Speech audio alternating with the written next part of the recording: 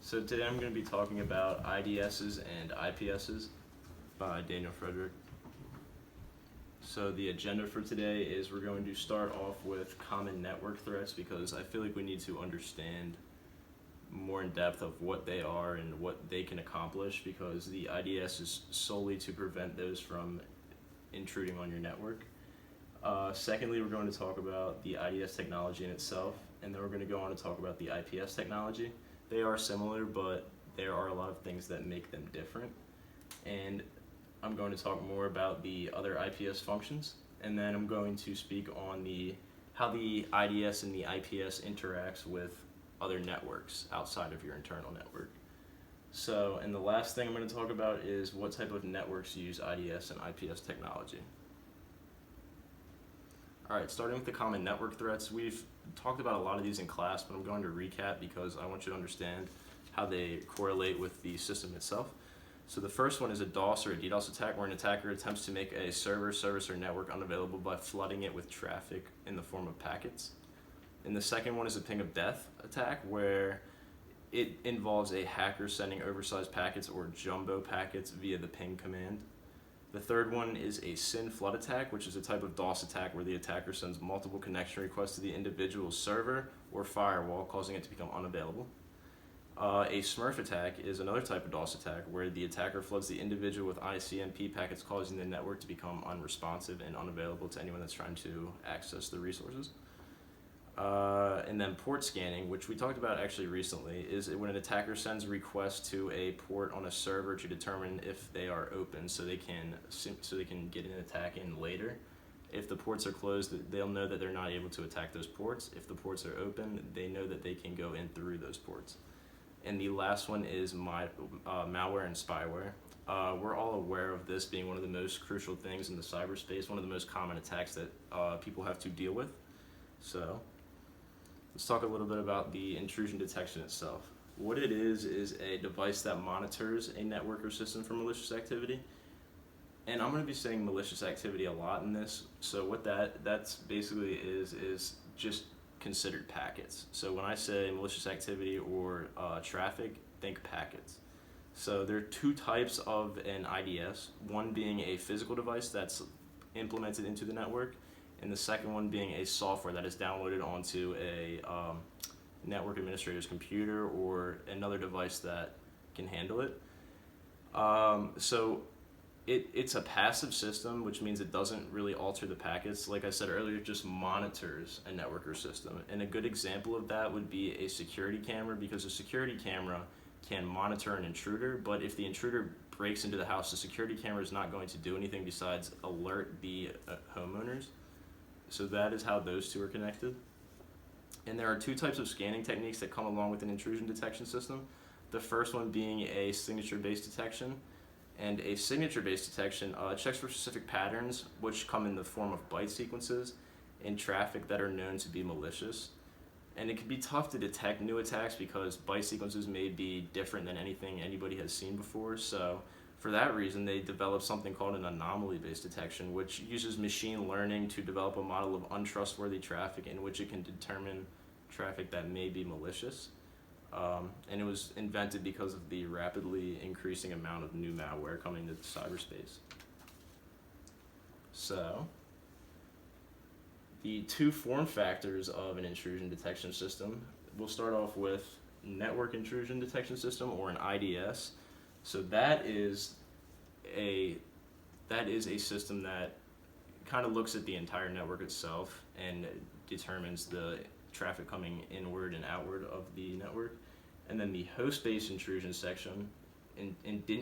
intrusion detection system, the HIDS, is put on a host computer in the form of a software. So it monitors any sort of traffic that is coming to that user or outside of that user, that is leaving the user. Okay, so now we're going to talk about IPSs, or an IDPS, which is an intrusion detection prevention system. So what happened was the IDS was the first form of this, and they ended up figuring out how to further advance the technology in a way that they could actually block the traffic instead of just monitor it. So what an intrusion prevention system does is monitors the network for malicious activity and attempts to block it. So for the reason of it being able to block traffic, it is considered an active system. It alters packets. So a good example for that would be a security guard. A security guard, unlike a security camera, can actually stop an intruder from coming into the house, but it can also alert the family that someone is trying to enter. Scanning techniques for the IPS. The first one being signature-based detection. So what that does is it looks for signatures in lines of code. So say someone is trying to inject a piece of malware into your system, the IPS can learn what that code looks like and automatically block and drop it without any second thought. The second one being a statistic anomaly-based detection, which is it calculates the probability of a line of code being malicious. So it will, like I said before in the first one, it will save that line of code and keep it in the system, so if it comes across again, it will know. And the third one is a stateful protocol analysis, which identifies issues within the network protocols and compares them to predetermined non-benign protocols. So you can only use one of the three in there. They all work similarly, but depending on how your network is set up, you would like to choose one of the three. And there are 4 form factors for the IPS, 2 of them being the same as the IDS. The 2 that were in the IDS were the network-based intrusion prevention system and the host-based intrusion prevention system. They work the same way with an IPS, but they have more capability because this type of system is more developed. The 2 that were not associated with an IDS are the wireless intrusion detection prevention system and the network behavior analysis. So the wireless intrusion detection prevention system does the same as the NIPS, but it is monitoring a Wi-Fi network rather than a LAN network. And the NBA, and network behavior analysis, is what it does is it examines the network to find threats that may cause an unusual behavior in traffic flows, such as a DDoS or malware. And so we've talked about a little bit about each of those, so I'm going to continue on. There are more IPS functions rather than just blocking and dropping inbound and outbound malicious traffic, and the second one includes enforcement of policies. So if you are a network administrator on a network, you have the ability to set your IPS system up so that it can ensure that your employees are doing the right thing. So an example of that would be a VPN. If your network administrator or whoever is controlling the network only wants one VPN at a time on the network, they can set that up within the IPS system. So it also corrects unfragmented packet streams, which it was kind of hard to understand what that was doing. That's basically just if something's out of line in a packet, it will correct that and then send it through the network, because sometimes in the cyberspace things get out of line. It also corrects cyclic redundancy checks or errors. And then the final thing that it does is checks for TCP sequencing issues. So now that we know what the IPS and the IDS do, it would help to understand where they're located in the network. So if you saw one, you would know exactly what it was.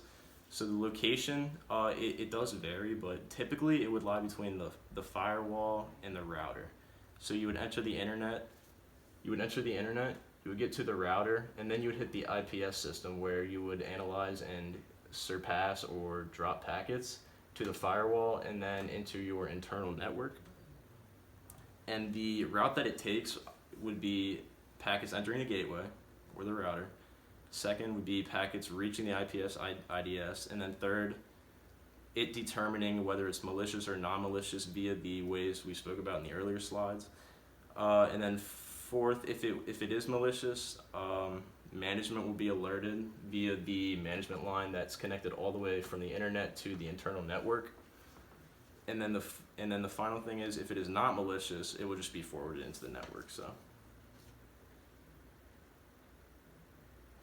all right, what types of networks use IDS and IPS? The types of networks, it's quite general, but it's going to be most businesses and government associations, because they're usually running larger networks with multiple routers, multiple computers connected, more than you would see in a home network.